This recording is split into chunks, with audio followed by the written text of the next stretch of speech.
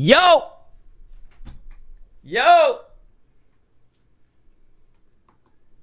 Stupidest criminals. Stupidest criminals of all time. I still see the shadows in my room. Can't take back the love that I gave you. It's to the point where I love and I hate you. And I cannot take you, so I must replace you. Oh.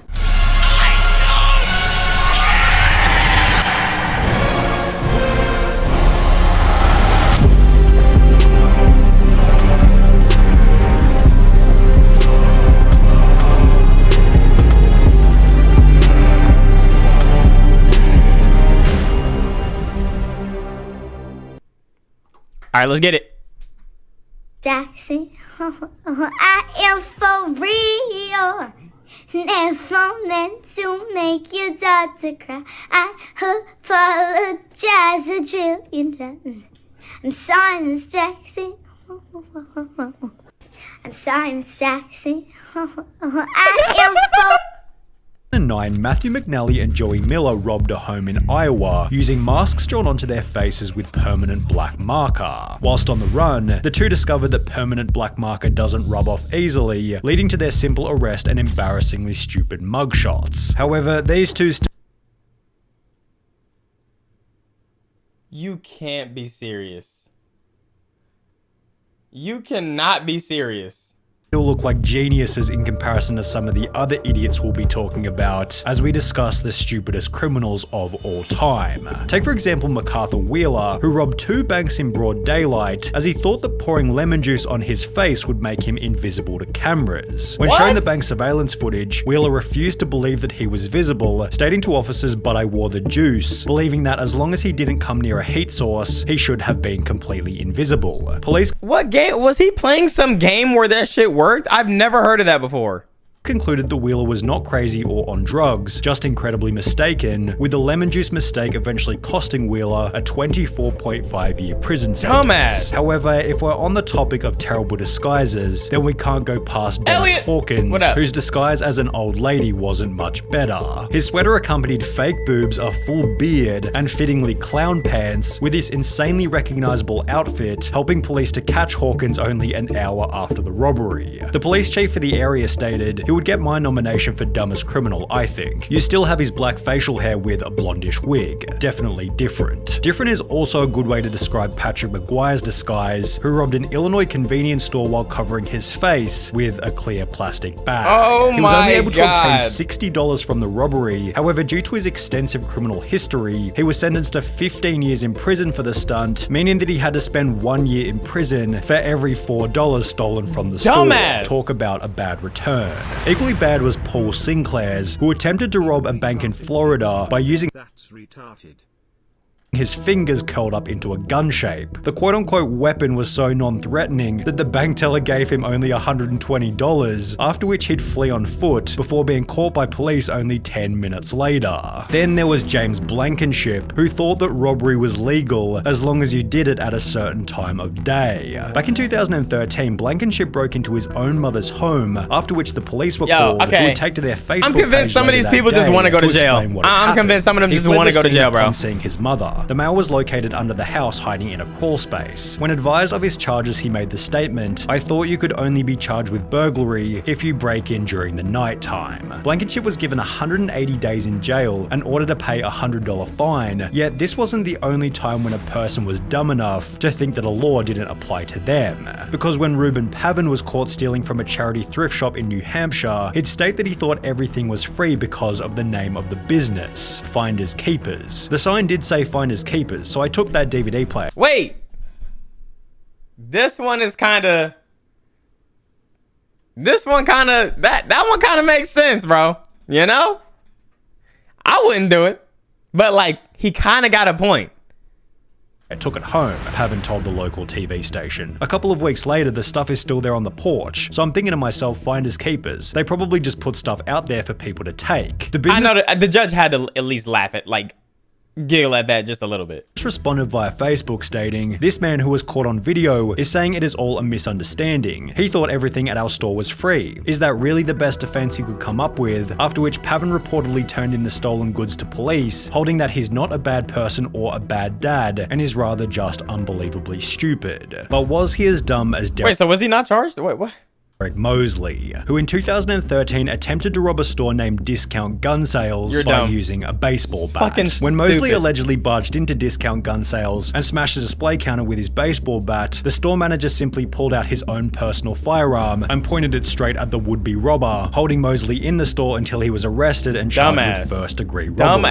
A similar story then came out of Texas in July 2022 when a gun store was robbed at knife point, although this tale instead ended in a body bag as the robber was fatally shot by the store owner as he tried to exit with his loot. But what happens when you accidentally call 911 whilst committing a crime? Pocket dialing the police is probably a fairly common occurrence. However, for Carson Reinhardt and Nathan Tekla-Merriam, it happened at the most unfortunate moment, specifically while they were breaking into a car. The alert dispatcher soon realized that the call was an accidental one, and moreover that the guys on the other end might be up to no good. For the next 35 minutes, the dispatcher stayed on the line, listening and gathering information as Tekla-Merriam and Reinhardt did the following. Discovered a car that they thought they could burglarize, discussed how to break into the car, allegedly broke into the car, exclaimed in delight over finding narcotics in the car, became confused as to how and why a police car was following them, and reacted in disbelief when the arresting officer revealed that they'd been on the line to 911 the entire time. Scott Simon found himself in a similar situation, although under much more severe circumstances. Whilst on trial for murder in 2015, Scott was successfully sentenced to life in prison, as 2 years prior he'd pocket dialed the police while admitting to a friend that he was the one who committed the crime. He had no idea he called 911, a sheriff's office spokeswoman told the Miami Herald. He basically told on himself, as did Albert Bailey, although in a much stupider way. Bailey had planned on robbing a bank in Fairfield, Connecticut, although rather than exercising the element of surprise, he'd call the bank prior to the robbery stating, "I want $100,000 in large bills and no die packs. I'll be sending someone into the bank to get the money. Don't call the police, we are monitoring the police scanner." Prior to making this phone call, Bailey had already served 7 years in prison for a previous bank robbery. However, this new plan was equally ineffective, as after arriving at the bank to collect his cash, Bailey was locked inside, arrested, and sentenced to another 9 years in prison. Although, if he wanted to avoid this time behind bars, he could have had a chat with Tito and Amanda Watts, who got arrested in Florida for selling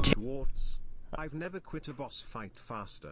Much love. Oh, the spider fight in Hogwarts Legacy? Yeah, no, that shit was disgusting, bro. Them spiders is sick. Tickets to enter heaven at a price of $100. Tito arrested in Florida for selling tickets to enter heaven at a price of $100. Tito Watts said in his police statement, "I don't care what the police say. The tickets are solid gold, and it was Jesus who gave them to me behind the KFC and said to sell them so I could get me some money to go to outer space. You should arrest Jesus because he's the one who gave me the golden tickets and said to sell them. I'm willing to wear a wire and set Jesus up." The couple had apparently earned over $10,000 from the stunt, meaning that they were able to find people even dumb. Bro, see? That's what I'm talking about. Like, when people get scammed, there's people in this world who just deserve to get scammed because they just dumb as fuck. Why are you actually purchasing things from people that look like this, claiming that Jesus got them a ticket to heaven? Some people just deserve to get scammed. Yo, chat, there's actually, I'm pretty sure there's been scams going on Instagram, like, for the longest. Like, yo, I drew a picture of you. Just click this link. Y'all, have any of y'all seen that shit? Have any of y'all seen that shit? There's another scam that I think is, people, I'm pretty sure people are hacked. These people are hacked because I get the same message from different people daily. It says, if you ever need full info on someone or a phone number, let me know because I know how to track numbers and names. I can see any name that links to a number and who owns it along with their address, relative's address, and can see if the number is fake, if it's a burner, if it's a... I'm like, yo, chat, I see this message from different people every day. I don't know if this is like some different type of scam. But it's been coming, it's like been happening to other accounts, and then like I go back to check and their account is like not the same as it was before. I'm so confused on what this new shit is.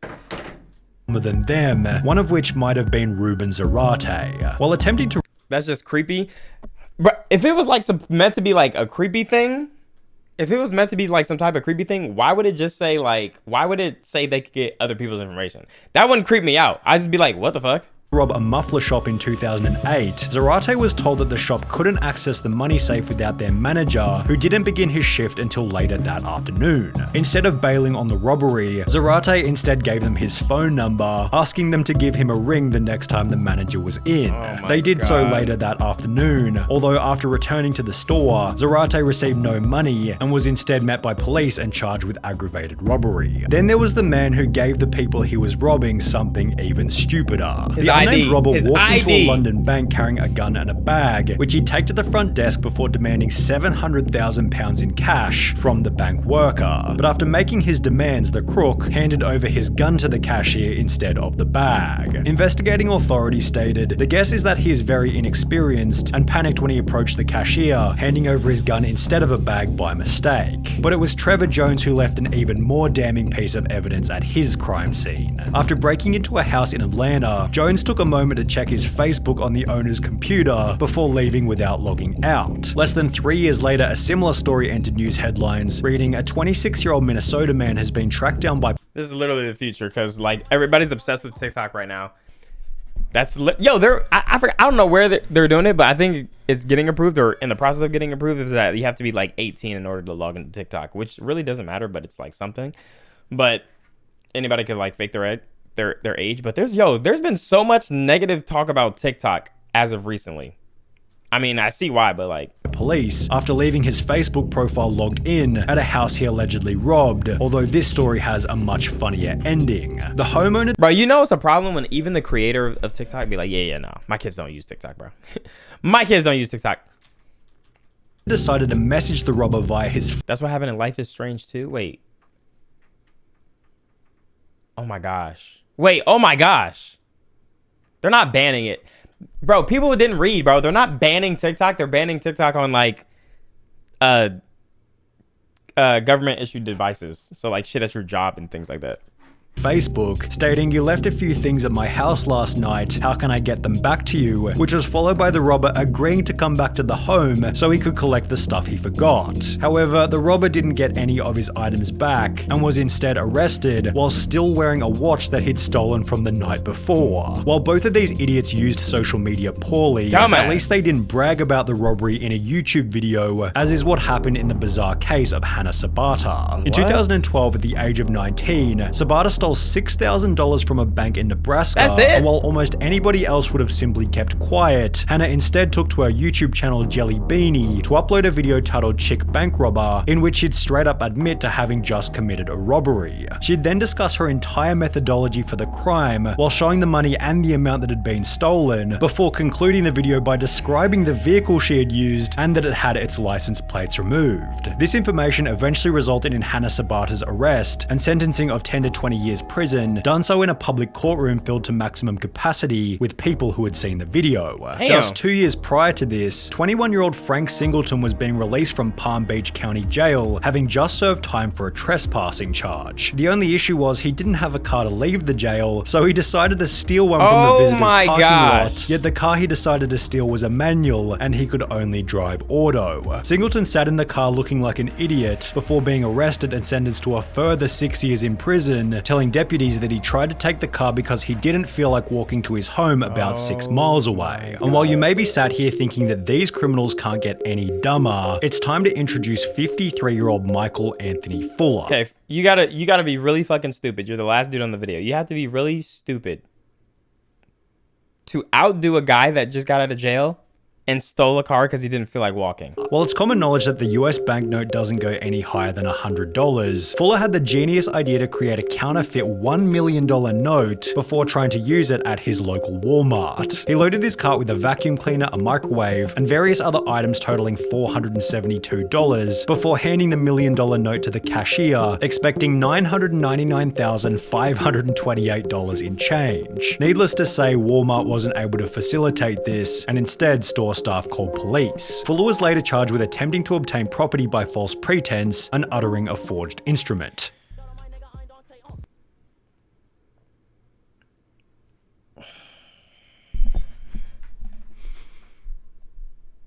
I'm not gonna lie, that high key just annoyed me, bro. That high key really just annoyed me, bro. Mainly because it's like, why do you think there would be $999,000 like dollars in a register at a Walmart? Oh my god, bro, that just ruined my whole fucking vibe, man. All right, chat. Juice World drop.